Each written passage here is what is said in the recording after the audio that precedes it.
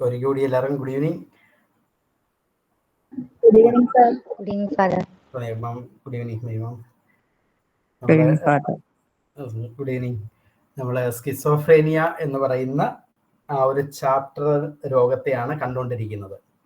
അപ്പം അതിനകത്ത് പ്രധാനമായിട്ടും നമ്മൾ ഇതുവരെയും മനസ്സിലാക്കിയത് സ്കിസോഫ്രേനിയ എന്താണ്, അതിൻ്റെ സിംറ്റം എന്താണ്. ആ ഒരു ചാപ്റ്ററിനകത്ത് പല പേരിൽ അതർ സൈക്കോട്ടിക് ഡിസോർഡേഴ്സിനെ ഇൻക്ലൂഡ് ചെയ്തിട്ടുണ്ട്. അതോടൊപ്പം തന്നെ സ്കിസോഫ്രേനിയ പ്രോപ്പർ എന്ന് പറയുന്ന ആ രോഗം ഇതിനകത്ത് ഈ ഒരു ചാപ്റ്ററിനകത്താണ് ഇൻക്ലൂഡ് ചെയ്തിരിക്കുന്നത്. അതിൻ്റെ അർത്ഥം സ്കിസോഫ്രേനിയ സ്പെക്ട്രം എന്ന് പറയുന്ന ഒരു രീതിയിലാണ് അതിനെ നമ്മൾ മനസ്സിലാക്കേണ്ടത്. ആ ഒരു ചാപ്റ്റർ ഇതെല്ലാം ആ സ്കിസോഫ്രേനിയ സിംറ്റംസ് അതിനകത്ത് കാണുന്നു എന്നുള്ളതാണ് ഈ രോഗത്തിൻ്റെ പ്രത്യേകതകൾ. ഇനി നമ്മൾ മനസ്സിലാക്കാൻ പോകുന്ന ചില രോഗങ്ങളിൽ ഡിപ്രഷൻ്റെ ചില സിംറ്റംസ് ഇതിനകത്തോട്ട് ഓവർലാപ്പ് ചെയ്ത് വരും. അപ്പം അതിൻ്റെ പേര് വേറെ ഒരു രീതിയിലായിരിക്കും നമ്മൾ നരേറ്റ് ചെയ്യുന്നത്. അപ്പോൾ ഇതിനകത്തെല്ലാം നമ്മൾ മനസ്സിലാക്കേണ്ടത് ആ പോസിറ്റീവ് സിംറ്റംസും നെഗറ്റീവ് സിംറ്റംസും എങ്ങനെയാണ് ഒരാളിൽ പ്രസന്റ് ആകുന്നത്, എത്ര ഡ്യൂറേഷൻ, ആ ടൈം ഡ്യൂറേഷനാണ് ഓരോ രോഗത്തെയും ഓരോ രോഗമായിട്ട് പ്രസന്റ് ചെയ്യുന്നത്. അപ്പോൾ ആ ഒരു ക്ലിനിക്കൽ അസസ്മെന്റ് നമ്മൾ കൃത്യമായിട്ടും മനസ്സിലാക്കുക. ഇതുവരെ നമ്മൾ പറഞ്ഞത് ഡെലൂഷണൽ ഡിസോർഡർ എന്ന് പറയുന്ന ഒരു രോഗത്തെക്കുറിച്ച് പറഞ്ഞു. ഇത് സ്കിസോഫ്രീനിയ ഡിസോർഡർ ആണ്.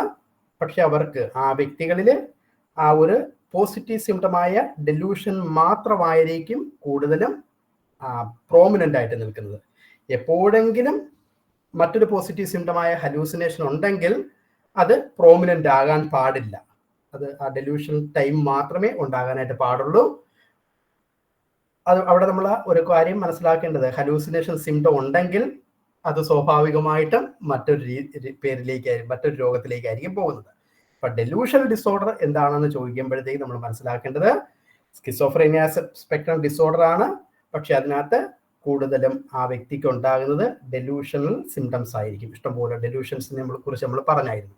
സാധാരണ രീതിയിൽ ഡെലൂഷൻ ഡിസോർഡർ കാണുന്നത് ഓഡിറ്ററി ഡെലൂഷൻ ആയിരിക്കും സ്കിസോഫ്രീനിയ ആകുന്നത് കൊണ്ട് പൊതുവെ കണ്ടുവരുന്നത്. ഓക്കെ, അത് ക്ലിയർ ആണല്ലോ. രണ്ടാമത്തെ ഒരു രോഗമാണ് ബ്രീഫ് സൈക്കോട്ടിക് എന്ന് പറയുന്ന ഒരു രോഗത്തെക്കുറിച്ച് നമ്മൾ സംസാരിച്ചു. ബ്രീഫ് സൈക്കോട്ടിക്കിന്റെ പ്രത്യേകത, അവിടെയും പോസിറ്റീവ് സിംറ്റംസ് ഉണ്ടാകാം, നെഗറ്റീവ് സിംറ്റംസ് ഉണ്ടാകാം. അതോടൊപ്പം തന്നെ ആ വ്യക്തിക്ക് സ്വാഭാവികമായിട്ടും അതിൻ്റെ ഒരു ഡ്യൂറേഷൻ പറയുന്നത് ഒരു ദിവസം മുതൽ ഒരു മന്ത് ആകുന്നതിന് മുമ്പ് അത് തീർന്നിരിക്കണം. അവിടെ ശ്രദ്ധിക്കേണ്ട ഒരു വസ്തുത, സാധാരണ നോർമൽ ലെവലിലായിരിക്കും വ്യക്തി നിൽക്കുന്നത്. അവർക്ക് യാതൊരു രോഗത്തിൻ്റെയും സിംറ്റം കാണത്തില്ല. All of a sudden അതുണ്ടാകുന്നു.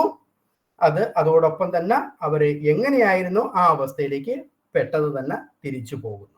അതിൻ്റെ അർത്ഥം നോർമാലിറ്റിയിലേക്ക് പെട്ടെന്ന് തിരിച്ചു വരുന്നു.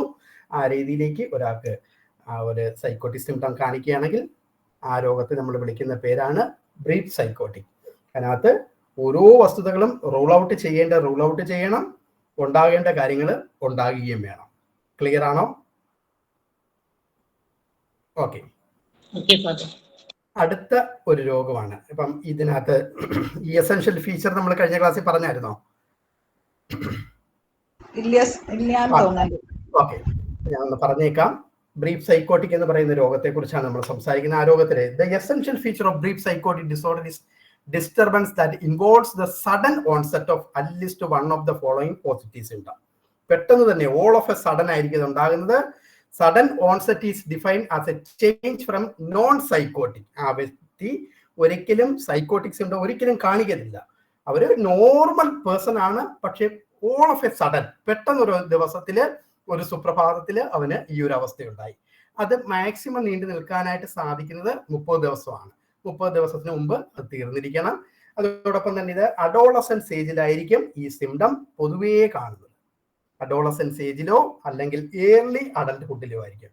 And onset can occur across lifespan within the average age at onset beginning the mid 30. 30കളിലായിരിക്കും പൊതുവേ ചില ആൾക്കാരിൽ കണ്ടുവരുന്നത്, അല്ലെങ്കിൽ അഡോളസൻസ് ഏജ് അല്ലെങ്കിൽ ഏർലി അഡൽട്ട്ഹുഡ്.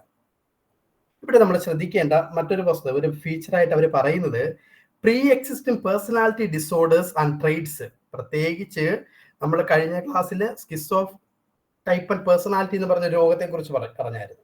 ആ രോഗാവസ്ഥകൾ ഉള്ളവർക്ക് ഇതുണ്ടാകാനായിട്ടുള്ള സാധ്യത വളരെ കൂടുതലായിരിക്കും. ബോർഡർ ലൈൻ എന്ന് പറയുന്ന ഒരു പേഴ്സണാലിറ്റി ഡിസോർഡർ ഉണ്ട്, അതുള്ളവർക്കുണ്ടാകാം. ചില സൈക്കോട്ടിക് ഡൊമൈൻസിനകത്ത് എന്തെങ്കിലും മാറ്റങ്ങളുണ്ട്, പെർസെപ്ച്വൽ ഡിസ്റെഗുലേഷനോ അല്ലെങ്കിൽ നെഗറ്റീവ് ആക്ടിവിറ്റിയോ ഒക്കെ ഉണ്ടെങ്കിൽ ഇതുണ്ടാകാനായിട്ടുള്ള സാധ്യത ഉണ്ട് എന്നുള്ളതാണ് പറയപ്പെടുന്നത്. ഇപ്പൊ ഞാൻ കഴിഞ്ഞ ക്ലാസ്സിൽ ഒരു ഉദാഹരണം, ഒരു മോന്റെ കാര്യം പറഞ്ഞായിരുന്നു. അപ്പൊ അവൻ സ്കൂൾ കോളേജിൽ പോയി എന്നിട്ട് ഇറങ്ങി ഓടിന്ന് ഞാൻ അവരെ ചരിത്രം ഒന്ന് അന്വേഷിച്ചപ്പോഴത്തേക്ക് ഇവന്റെ പപ്പായുടെ വീട്ടില് ചേട്ടന്മാരും ചേട്ടാനിയന്മാരും ഒരു 3-4 പേരാണുള്ളത്. ഈ 2 പേർക്ക്, അതിനകത്ത് പ്രത്യേകിച്ചും 2 ചേട്ടന്മാർക്കും ഇവന്റെ പപ്പായ്ക്കും ചെറുതായിട്ട് ഭയങ്കര എന്താണ് ഓർഡർനെസ് അങ്ങനെയൊക്കെയുള്ള ഇച്ചിരി വൃത്തി ഭയങ്കരമായിട്ടുള്ള കൂടുതൽ ഒരു ഒബ്സസീവ് തോട്ടൊക്കെ ഇവർക്കുണ്ട്. ആ രീതിയിലൊക്കെ ആയിരിക്കും ഇവർ വർക്ക് ചെയ്യുന്നത്. പ്രത്യേകിച്ച് രണ്ടാമത്തെ ഈ ഇവന്റെ പപ്പായുടെ അനുജൻ ഭയങ്കര ഒരു സ്ട്രിക്റ്റ് നേച്ചറാണ്. ആ ഒരു രീതിയിലുള്ള അവസ്ഥകളിലൂടെയൊക്കെയാണ് അവരെ കാണിക്കുന്നത്. അപ്പം ഒരു ഫാമിലി ഹിസ്റ്ററി അതിനകത്ത് വലുതായിട്ട് ഉണ്ടാകാനായിട്ടുള്ള സാധ്യതയുണ്ട് എന്ന് നമ്മൾ മനസ്സിലാക്കണം. പക്ഷെ അവരെല്ലാം നോർമൽ പേഴ്സൺസ് ആണ്, വലിയ കുഴപ്പമൊന്നുമില്ല, വലിയ പ്രശ്നമൊന്നുമില്ല. പക്ഷെ അവർക്ക് ഈ പേഴ്സണാലിറ്റിയിലുള്ള പ്രശ്നങ്ങൾ ഉണ്ട് എന്നുള്ളതാണ് ആ ചേച്ചിയായിട്ട് സംസാരിച്ചപ്പോൾ മനസ്സിലാക്കാനായിട്ട് സാധിച്ചത്. ഇനി അടുത്ത ഒരു രോഗമാണ് സ്കിസോഫ്രേനിക് ഫോം ഡിസോർഡർ എന്ന് പറയുന്ന മറ്റൊരു രോഗം. സ്കിസോഫ്രേനിയ സ്പെക്ട്രം ഡിസോർഡറിനകത്ത് വരുന്ന മറ്റൊരു രോഗമാണ് സ്കിസോഫ്രേനിക് ഫോം ഡിസോർഡർ. ഇതിന്റെയും പ്രത്യേകത സെയിം ക്രൈറ്റീരിയ തന്നെയാണ്. മൂന്നാമത്തെ ബി ക്രൈറ്റീരിയ നിങ്ങൾ ശ്രദ്ധിക്കുക. B criteria and episode of disorder last at least 1 month. ഇതിന്റെ പ്രത്യേകത 1 മാസം ഇത് നിൽക്കണം, 1 മാസം ഉണ്ടാകണം. ബട്ട് ലെസ് ദാൻ 6 months, 1 മാസവും അതിനപ്പുറത്തേക്ക് പോകുകയാണെങ്കിൽ ആ ഒരു രോഗത്തെ വിളിക്കുന്ന പേരാണ് സ്കിസോഫ്രേനിക് ഫോം ഡിസോർഡർ എന്ന് പറയുന്ന അവസ്ഥ. ഇനി അതോടൊപ്പം തന്നെ അവർ പറയുകയാണ്, ക്രൈറ്റീരിയ സിയിൽ അവർ എടുത്തു പറയുന്നുണ്ട്, schizo affective disorder and depressive or bipolar disorder with psychotic features have been ruled out. Schizo affective എന്ന് പറയുന്നത് ഇനി നമ്മൾ പഠിക്കും. ആ ഒരു രോഗത്തിന്റെ അവസ്ഥയിൽ ഇതുണ്ടാകാം, അത് അങ്ങനെ ഉണ്ടാകാൻ പാടില്ല. അതോടൊപ്പം തന്നെ ഡിപ്രഷൻ എന്ന് പറയുന്ന ഒരു രോഗമുണ്ട്, ആ രോഗത്തിൽ വരാൻ പാടില്ല. ബൈപോളാർ എന്ന് പറയുന്ന ഒരു രോഗമുള്ളവർക്കും ഇതുണ്ടാകാൻ സാധ്യതയുണ്ട്. ആ രോഗങ്ങളെല്ലാം റൂൾ ഔട്ട് ചെയ്യണം.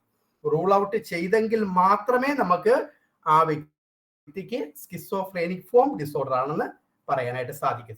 ക്ലിയർ ആണോ?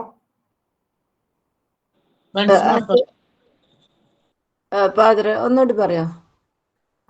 അപ്പൊ സ്കിസോഫ്രേനിക് ഫോം ഡിസോർഡറിനകത്ത് സ്വാഭാവികമായ ക്രൈറ്റീരിയയെ പറയുന്നത് അവർക്ക് hallucination, delusion, disorganised speech, grossly disorganised catatonic ബിഹേവിയറുകൾ, അതോടൊപ്പം നെഗറ്റീവ് സിംറ്റം. ഈ സിംറ്റംസിനകത്ത് ഏതെങ്കിലും 1, 2, 3 പ്രസന്റ് ആയിരിക്കണം, ഒന്നാമത്തെ ക്രൈറ്റീരിയ.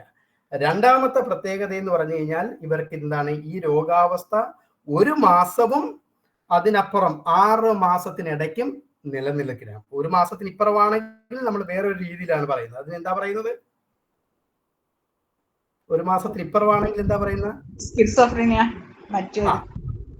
നമ്മൾ ഇച്ചിരി നേരത്തെ പറഞ്ഞ ബ്രീഫ് സൈക്കോട്ടിക് എന്ന് പറയുന്ന അവസ്ഥയാണ്. 1 മാസത്തിന് ഇപ്പുറത്തേക്ക് നിൽക്കുകയാണ്.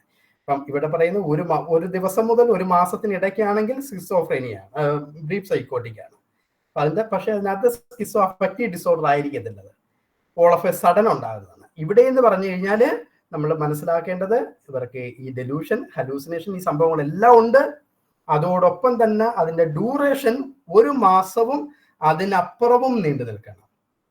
With the diagnosis must be made without waiting for recovery. It should be qualified as a provisional. അവർ എടുത്തു പറയുകയാണ് ഈ ഒരു എന്താണ് അവർക്ക് ട്രീറ്റ്മെന്റും കാര്യങ്ങളുമായിട്ട് ബന്ധപ്പെട്ട് നമുക്ക് ഈ പേരിൽ അവരെ അറിയണമെങ്കിൽ അറിയുന്നതിന് മുമ്പ് ഡയഗ്നോസ് ചെയ്യുന്ന ഡോക്ടർ എഴുതേണ്ടത് ക്വാളിഫൈഡ് എന്നാണ്, പ്രൊവിഷണൽ ആണ്. ഇനി അതിനകത്തോട്ട് പോകാനായിട്ടുള്ള സാധ്യത ഉണ്ട് എന്നുള്ളതാണ് അതിൻ്റെ അർത്ഥം. എന്താണ് ക്വാളിഫൈഡ് ആസ് പ്രൊവിഷണൽ. അപ്പം പെട്ടെന്ന് ഇത് ഡയഗ്നോസ് ചെയ്ത് എടുക്കാനായിട്ട് നമുക്ക് ഇച്ചിരി പ്രയാസമായിരിക്കും. കാലതാമസം ഉണ്ടെങ്കിൽ മാത്രമേ അതങ്ങനെ നമുക്ക് മനസ്സിലാക്കാനായിട്ട് സാധിക്കത്തുള്ളൂ. സ്കിസോ അഫക്റ്റീവ് ഡിസോർഡർ ഉണ്ടാകാൻ പാടില്ല, ഡിപ്രഷൻ അവസ്ഥ ഉണ്ടാകാനായിട്ട് പാടില്ല, ബൈപോളാർ എന്ന് പറയുന്ന രോഗം ഇവർക്ക് ഉണ്ടാകാനായിട്ട് പാടില്ല. അങ്ങനെ ഉണ്ടെങ്കിൽ ആ രോഗം വേറൊരു രോഗത്തിലേക്കാണ് പോകുന്നത്. നിസീമ ക്ലിയർ ആയോ? വ്യക്തമാണോ? ക്ലിയർ ആണ് സാറേ, ക്ലിയർ ആണ്. മറ്റൊരു രോഗമാണ് നമ്മൾ ഇനി പറയാനായിട്ട് പോകുന്നത് സ്കിസോഫ്രേനിയ. നമ്മൾ സാധാരണ നമ്മുടെ രോഗം നമ്മൾ പറയുന്ന സ്കിസോഫ്രേനിയ എന്ന് പറയുന്ന രോഗം, ആ രോഗത്തിന്റെ പ്രത്യേകതയായിട്ട് പറയുന്നത് ഈ വ്യക്തികളില്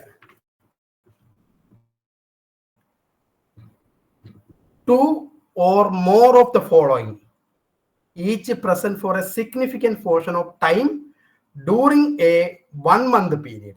ഒരു മാസക്കാലം ഈ വ്യക്തികളില് എന്താണ് hallucination, delusion, disorganised speech, disorganised catatonic behaviour. അതെന്താണെന്ന് അറിയണം കേട്ടാ.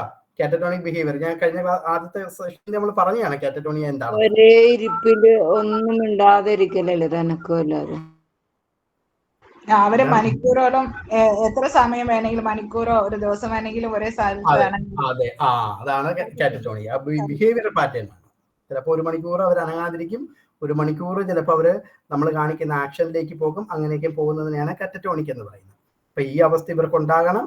നെഗറ്റീവ് സിംറ്റംസ് അവർ ഇത്രയും അവല്യൂഷനും ഇങ്ങനെയുള്ള കാര്യങ്ങൾ, ഡിമിനിഷ്ഡ് ഇമോഷൻ, എക്സ്പ്രഷന്, അവല്യൂഷനൊക്കെ ഇതിനകത്ത് ഉണ്ടാകണം. അപ്പം ഇതിനകത്ത് ഏതെങ്കിലും 3 കാറ്റഗറികൾ നിർബന്ധമായിട്ട് മീറ്റ് ചെയ്തിരിക്കുക 5 എണ്ണത്തിനകത്ത് ഉണ്ടാകണം. അതോടൊപ്പം തന്നെ for a significant portion of the time since the onset of disturbance level of functioning 1 or more areas such as work. ഈ രോഗമുള്ള വ്യക്തികൾക്ക്, നേരത്തെ നമ്മൾ പറഞ്ഞ രോഗമുള്ളവർക്കൊക്കെ ജോലി ചെയ്യാനായിട്ടൊക്കെ സാധിക്കും. ചിലതിനകത്ത് വലിയ പ്രശ്നമൊന്നുമില്ല, അവര് സോഷ്യൽ ഫങ്ഷനൊക്കെ അത്യാവശ്യം ഓക്കെ ആയിട്ട് പോകും. പക്ഷെ ഈ സ്കിസോഫ്രീനിയ എന്ന് പറയുന്ന രോഗം ഉള്ള വ്യക്തികൾക്ക് ആദ്യത്തെ ക്രൈറ്റീരിയ പറയുന്നത് ഈ സംഭവങ്ങൾ ഉണ്ടാകണം. അതോടൊപ്പം തന്നെ അവർക്ക് ഇത്രയും ചെയ്തുകൊണ്ട് വന്ന കാര്യങ്ങളൊന്നും അവർക്ക് ചെയ്യാനായിട്ട് പറ്റുന്നില്ല, വർക്ക് ചെയ്യാൻ പറ്റുന്നില്ല, ഇന്റർപേഴ്സണൽ റിലേഷൻഷിപ്പ് പ്രശ്നമാകുന്നുണ്ട്, സെൽഫ് കെയർ അവർക്ക് എടുക്കാനായിട്ട് പറ്റുന്നില്ല. ഈ അവസ്ഥകളിലൂടെയൊക്കെ ഇവർ കടന്നു പോയെങ്കിൽ മാത്രമേ അതിനെ സ്കിസോഫ്രീനിയ എന്ന് നമുക്ക് പറയാനായിട്ട് സാധിക്കത്തുള്ളൂ. ക്ലിയർ ആണോ സംഭവം? ആക്കരുത്. ക്രൈറ്റീരിയ ബി സി പറയുന്നത് continuous sign of the disturbance persist for at least 6 months. ഈ രോഗിക്ക് 6 മാസത്തിനപ്പുറം ഉണ്ടെങ്കിൽ മാത്രം, 6 മാസവും അവർ രാവിലെ എഴുന്നേക്കുന്നില്ല, വല്ല തേക്കുന്നില്ല, കുളിക്കുന്നില്ല, ഇന്റർപേഴ്സണൽ റിലേഷൻഷിപ്പ് ഉണ്ടാകുന്നില്ല, ആൾക്കാരുടെ ഇടയ്ക്ക് ഡെലൂഷൻ വരുന്നു, ഇടയ്ക്ക് ഹലൂസിനേഷൻ വരുന്നു, ഇടയ്ക്ക് ഡിസോർഗനൈസ്ഡ് സ്പീച്ച് നടത്തുന്നു, അവർക്ക് യാതൊരു മൂഡിനകത്ത് പ്രശ്നം ഉണ്ടാകുന്നു, ആകെ ചേഞ്ചും കാര്യങ്ങളെല്ലാം ഉണ്ടെങ്കിൽ അത് 6 മാസക്കാലം നീണ്ടു നിൽക്കണം. അതിനപ്പുറത്തേക്ക് പോയെങ്കിൽ മാത്രമേ ആൾക്ക് സ്കിസോഫ്രീനിയ ആണെന്ന് പറയാനായിട്ട് സാധിക്കത്തുള്ളൂ. അപ്പം ഇവിടെ നമ്മൾ ശ്രദ്ധിക്കേണ്ടത് ബ്രീഫ് സൈക്കോട്ടിക് എന്ന് പറയുന്ന രോഗത്തിൽ അവർ വർക്ക് ചെയ്യുന്നതിനകത്തൊന്നും ഒരു പ്രശ്നം ഉണ്ടാകത്തില്ല. അതോടൊപ്പം തന്നെ നമ്മൾ നേരത്തെ പറഞ്ഞ എന്താണ് സ്കിസോ അഫക്റ്റീവ് ഡിസോർഡറിനകത്ത്, സ്കിസോ അഫക്റ്റീവ് അല്ല, ബ്രീഫ് സൈക്കോട്ടിക്കിന് മുമ്പ് ഒരെണ്ണം പറഞ്ഞ ഡെലൂഷൻ ഡിസോർഡറിനകത്ത് ആ രോഗാവസ്ഥയിൽ അവർക്ക് ഇന്റർപേഴ്സണൽ റിലേഷൻഷിപ്പ് ഒക്കെയാണ്, സോഷ്യൽ ഫങ്ഷനിങ് എല്ലാം പക്കായിരിക്കും, പക്ഷേ അവർക്ക് ഡെലൂഷൻ മാത്രമായിരിക്കും. സ്കിസോഫ്രീനിയ എന്ന് പറയുന്ന രോഗത്തിലേക്ക് വരുമ്പോഴത്തേക്ക് അവർക്ക് ഡെലൂഷൻ ഉണ്ടാകുന്നു, ഹലൂസിനേഷൻ ഉണ്ടാകുന്നു, ഡിസോർഗനൈസ്ഡ് സ്പീച്ച് ഉണ്ടാകുന്നു, ഗ്രോസ്ലി ഡിസോർഗനൈസ്ഡ് കാറ്ററ്റോണിക് ബിഹേവിയർ കാണിക്കാം, നെഗറ്റീവ് സിംറ്റംസ് കാണിക്കാം. ഇതിനകത്ത് ഏത് കാറ്റഗറിയിലുള്ളത് 3 എണ്ണം നിർബന്ധമായിട്ട് ഉണ്ടാകണം. 6 മാസക്കാലത്തിനപ്പുറം ഇത് നീണ്ടു നിൽക്കണം. അവർക്ക് ഇന്റർപേഴ്സണൽ റിലേഷൻഷിപ്പ് എല്ലാം പ്രയാസം ഉണ്ടാകണം. അപ്പം ഈ അവസ്ഥയിലൂടെ കടന്നു പോയെങ്കിൽ മാത്രമേ ആൾക്ക് നമുക്ക് എന്താണ് സ്കിസോഫ്രീനിയ ആണെന്ന് പറയാൻ പറ്റത്തുള്ളൂ. അതോടൊപ്പം തന്നെ അടുത്തത് ക്രൈറ്റീരിയ പറയുകയാണ്, ഇവർക്ക് സ്കിസോ അഫക്റ്റീവ് ഡിസോർഡർ ഉണ്ടാകാൻ പാടില്ല. സ്കിസോ അഫക്റ്റീവ് ഡിസോർഡറിനകത്ത് സ്വാഭാവികമായിട്ടും ഡിപ്രഷനെ കാണും, അല്ലെങ്കിൽ ബൈപ്പോളർ എന്ന് പറയുന്ന ഒരു അവസ്ഥ കാണിക്കും. ആ അവസ്ഥകളൊന്നും ഇവിടെ ഉണ്ടാകാനായിട്ട് സാധ്യമല്ല. അതെല്ലാം റൂൾ ഔട്ട് ചെയ്യണം. അങ്ങനെയുള്ള കാര്യങ്ങളെല്ലാം റൂൾ ഔട്ട് ചെയ്ത് ആൾക്ക് ഇത് സ്കിസോഫ്രീനിയ പ്രോപ്പർ ആണെന്ന് നമ്മൾ തെളിയിക്കണം. അതോടൊപ്പം തന്നെ അവർക്ക് ഫിസിയോളജിക്കൽ പ്രശ്നങ്ങളൊന്നും ഉണ്ടാകാം, ശാരീരിക അസ്വാസ്ഥ്യങ്ങളോ സബ്സ്റ്റൻസിന്റെ അസ്വാസ്ഥ്യങ്ങളോ ഒന്നും ഉണ്ടാകാനായിട്ട് പാടില്ല. If there is A history of autism spectrum disorder or communication disorder, childhood onset, the additional diagnosis of schizophrenia is made only prominent delusions or hallucination. അതിന്റെ അർത്ഥം ചില വ്യക്തികൾക്ക് കുഞ്ഞുനാളിലെ ഓട്ടിസം ഉണ്ട്, അല്ലെങ്കിൽ എന്താണ് സ്പെക്ട്രം ഡിസോർഡർ അവർക്ക് കാണിക്കുന്നുണ്ട്, ചൈൽഡ്ഹുഡ് ഓൺസെറ്റില് അവർക്ക് കമ്മ്യൂണിക്കേഷൻ ഡിസോർഡർ ഉണ്ടായിരുന്നു. ഇങ്ങനെയുള്ള ആൾക്കാർക്ക് ചിലപ്പോഴ് സ്വാഭാവികമായിട്ടും ഈ അവസ്ഥ വരാനായിട്ട് സാധ്യതയുണ്ട്. അതിൽ നിന്നുണ്ടായതാണ്. അപ്പം കാറ്റഗറി നമ്മൾ വ്യത്യസ്തമായിട്ട് തന്നെ തിരിച്ച് മനസ്സിലാക്കണം. ഇത്രയും ക്ലിയർ ആണോ? ഫിസിയോളജിക്കൽ പ്രോബ്ലം പാടില്ല. ഫിസിയോളജിക്കൽ പ്രോബ്ലം ഉണ്ടാകാൻ പാടില്ല. ഉണ്ടെങ്കിൽ അത് ഇതല്ല. ഫിസിയോളജിക്കൽ പ്രോബ്ലം എന്ന് പറയുന്നത് നമ്മൾ പറഞ്ഞ ബ്രെയിനകത്ത് ഉണ്ടാകുന്ന പ്രയാസങ്ങൾ, ബ്രെയിൻ ട്യൂമർ ഉള്ളവർക്ക് ചിലപ്പോൾ ഇതുണ്ടാകാനായിട്ടുള്ള സാധ്യത, ഇങ്ങനെ ഓരോ കാര്യങ്ങൾ പറഞ്ഞായിരുന്നു. ഈ പറയുന്ന പെരുമാറ്റങ്ങൾക്ക് ബാധകമായ ഫിസിയോളജിക്കൽ പ്രോബ്ലംസ്. അതെ അതെ, ഇതിനനുസരിച്ചുള്ള ഫിസിയോളജിക്കൽ ഉണ്ടാകാൻ പാടില്ല. സ്കിസോഫ്രീനിയ രോഗം പിടികിട്ടിയോ? ഓക്കെ ആണോ? അപ്പൊ എളുപ്പത്തിൽ പറഞ്ഞാൽ സ്കിസോഫ്രീനിയ എന്ന് പറഞ്ഞു കഴിഞ്ഞാൽ അവർക്ക് കുളിക്കാൻ പറ്റുന്നില്ല, വല്ലിക്കാൻ പറ്റുന്നില്ല, ഒന്നും ചെയ്യാൻ പറ്റുന്നില്ല, ഒരു കാര്യവും മുന്നോട്ട് കൊണ്ടുപോകാനായിട്ട് പറ്റുന്നില്ല. അതോടൊപ്പം തന്നെ അവർക്ക് ഹലൂസിനേഷൻ, ഡെലൂഷൻ ഇങ്ങനെയുള്ള സംഭവങ്ങൾ ഉണ്ടാകുന്നു. അത് 6 മാസക്കാലത്തിനപ്പുറം നീണ്ടു നിൽക്കണം. അവർക്കൊരിക്കലും ബൈപ്പോളാറോ ഡിപ്രഷനോ സബ്സ്റ്റൻസ് ഉപയോഗങ്ങളോ ഒന്നും ഉണ്ടാകാനും പാടില്ല. അങ്ങനെയുള്ള വ്യക്തികളെ മാത്രമേ നമുക്ക് സ്കിസോഫ്രീനിക് പേഷ്യന്റ് എന്ന് പറയാനായിട്ട് സാധിക്കുന്നുണ്ട്. ഡയഗ്നോസ് ഇങ്ങനെയാണ്. ഇതിന്റെ കോസ് എന്ന് പറയുന്നത് ഈ ന്യൂറോ ട്രാൻസ്മിറ്റേഴ്സിന്റെ പ്രോബ്ലം ആണോ? പല കാരണങ്ങൾ പറയുന്നുണ്ട് സാറേ. ന്യൂറോ ട്രാൻസ്മിറ്റേഴ്സിന്റെ പ്രയാസം ഒരു ഫാക്ടറായിട്ട് പറയുന്നുണ്ട്. അതോടൊപ്പം തന്നെ ജനറ്റിക് ഫാക്ടേഴ്സുകൾ സ്കിസോഫ്രീനിക്ക് കാരണമായിട്ട് പറയുന്നുണ്ട്. സഡൻ ആയിട്ടുണ്ടാകുന്ന ട്രോമാറ്റിക് ഈവൻസുകൾ ചിലപ്പോൾ സ്കിസോഫ്രീനിലേക്ക് കൊണ്ടുപോകാനായിട്ടുള്ള സാധ്യതയുണ്ട്. പല കാരണങ്ങൾ പറയുന്നുണ്ട്. ഈ ഇതില്ലേ സബ്സ്റ്റൻസ് യൂസ്, ഡിപ്രഷനും ഒക്കെ അതുകൊണ്ടും വരാം. അപ്പൊ അതായിട്ട് ബന്ധമില്ലാതെ മറ്റു ലക്ഷണം ഉണ്ടെങ്കിൽ മാത്രമാണ് ഇതാണ് ഐഡന്റിഫൈ ചെയ്യുക, അല്ലേ?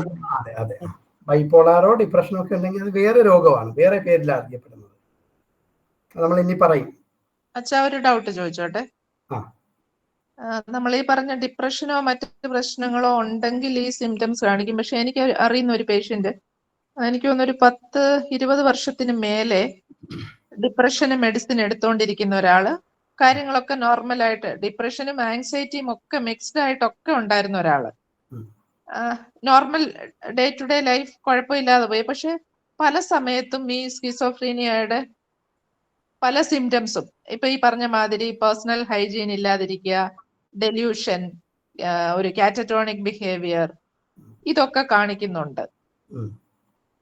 അപ്പൊ ആ രോഗത്തിന്റെ പേര് വേറെയാണ് മാം, നമ്മളിതാ പറയാൻ പോകുന്നുണ്ട്.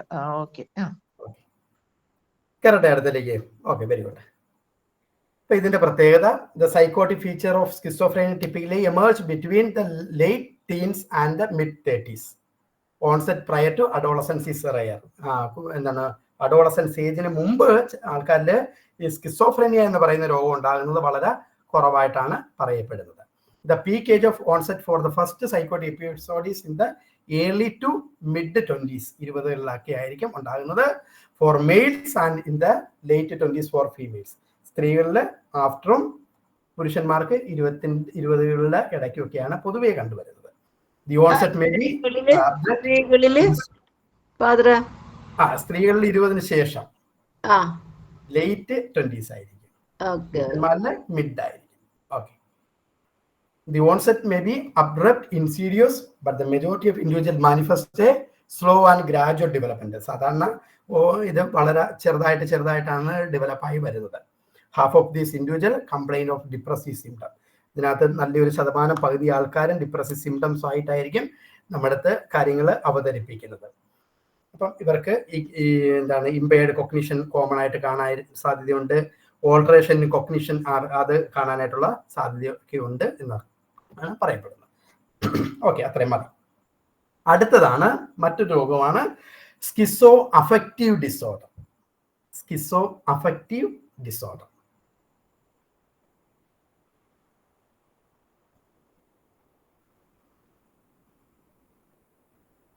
ഇത് ഒരു അൺഇൻറ്ററപ്റ്റഡ് പീരീഡ് ഇൽനെസ് ഉണ്ടായിരിക്കും, during which there is A major depressive episode. അപ്പം ഈ ഒരു രോഗം നേരത്തെ ബേസിലിമാം പറഞ്ഞ സംഭവം ഇതാണ്. ഇങ്ങനെയുള്ള ആൾക്കാർക്ക് മേജർ ഡിപ്രഷൻ ആയിരിക്കും. ഇനി ഡിപ്രഷൻ പഠിക്കുമ്പോൾ എന്താണ് ഡിപ്രഷൻ എന്ന് നമ്മൾ മനസ്സിലാക്കാം. അപ്പം ഈ സ്കിസോ അഫക്റ്റീവ് ഡിസോർഡർ എന്ന് പറയുന്ന രോഗികളിൽ പൊതുവേ കണ്ടുവരുന്നത് അവർക്ക് എന്താണ്, മൂഡ് ഡിപ്രഷൻ ആയിരിക്കും കൂടുതൽ, അല്ലെങ്കിൽ അത് നമ്മൾ ക്ലിനിക്കൽ ഡിപ്രഷൻ എന്ന് പറയും. ആ ഡിപ്രസീവ് അവസ്ഥ ഭയങ്കരമായിട്ടുണ്ടാകും. അതല്ലെങ്കിൽ ബൈപ്പോളാർ എന്ന് പറയുന്ന രോഗത്തിൽ കാണുന്ന മറ്റൊരു സിംറ്റം ഉണ്ട്, അതിന് നമ്മൾ പറയുന്ന മാനിക് എപ്പിസോഡ് എന്നാണ്, ഉന്മാദം എന്ന് പറയും. ആ ഉന്മാദത്തിന്റെ അവസ്ഥകൾ ഇവരിൽ കാണാനായിട്ടുള്ള സാധ്യതയുണ്ട്. വിത്ത് എന്താണ്, ആ ക്ലിനിക്കൽ ഡിപ്രഷനും അല്ലെങ്കിൽ ഉന്മാദത്തിന്റെ മാനിക് എപ്പിസോഡും അതിനോടൊപ്പം തന്നെ സ്കിസോഫ്രീനിയയെ കാണുന്ന ഈ പറയപ്പെടുന്ന എന്താണ്, ഡെലൂഷൻ, ഹലൂസിനേഷൻ, ഈ ഡിസോർഗനൈസ് സ്പീച്ച്, നെഗറ്റീവ് സിംറ്റം, ഇതെല്ലാം കൂടി മിക്സ് ചെയ്ത് ചില ആൾക്കാരിൽ കയറി വരുന്നത് കാണാനായിട്ടുള്ള സാധ്യതയുണ്ട്. അങ്ങനെയുള്ളവരെ നമ്മൾ വിളിക്കുന്ന പേരാണ് schizo affective disorder. IGNOU students ആയിട്ടുള്ളവരൊക്കെ ഉണ്ടെങ്കിൽ പ്രത്യേകം ശ്രദ്ധിക്കണം. ഇത് എപ്പോഴും പരീക്ഷയ്ക്ക് 2 or 3 മാർക്കിനായിട്ടൊക്കെ ചോദിക്കുന്നതാണ്. പല ക്വസ്റ്റ്യൻസ് കണ്ടിട്ടുണ്ട്. Schizo affective disorder. Schizo affective disorder എന്ന് പറഞ്ഞു കഴിഞ്ഞാൽ സ്കിസോഫ്രീനിയ സ്പെക്ട്രം ഡിസോർഡറിനകത്ത് വരുന്ന ഒരു രോഗമാണ്. അതിന്റെ പ്രത്യേകത എന്ന് പറഞ്ഞു കഴിഞ്ഞാൽ മാനിക് എപ്പിസോഡും അതോടൊപ്പം തന്നെ ഡിപ്രസീവ് എപ്പിസോഡും ഈ പേഷ്യൻസിന് ഭയങ്കര കൂടുതലായിട്ട് കാണാനായിട്ടുള്ള സാധ്യതയുണ്ട്. അതോടൊപ്പം തന്നെ ഇവർക്ക് സ്കിസോഫ്രീനിയയുടെ സിംറ്റംസും ഓവർലാപ്പ് ചെയ്ത് വരുന്നു എന്നുള്ളതാണ്. അപ്പൊ അവിടെയും നമ്മൾ എന്താണ് ഡ്രഗ് അബ്യൂസുകളും ഉള്ള കാര്യങ്ങൾ റൂൾ ഔട്ട് ചെയ്യണം. ക്ലിയർ ആണോ സംഭവം?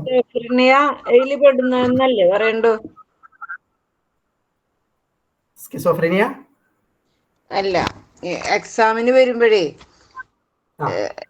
സ്കിസോഫ്രീനിയ ഡിസോർഡറിൽ വരുന്ന അല്ലേ എഴുതണ്ടോ? മാനിക്കും ഡിപ്രഷനും 2 മാർക്കിനൊക്കെ ആണെങ്കിൽ നിങ്ങൾ എഴുതേണ്ടത് സ്കിസോ അഫക്റ്റീവ് ഡിസോർഡർ എന്താണെന്ന് എഴുതുക.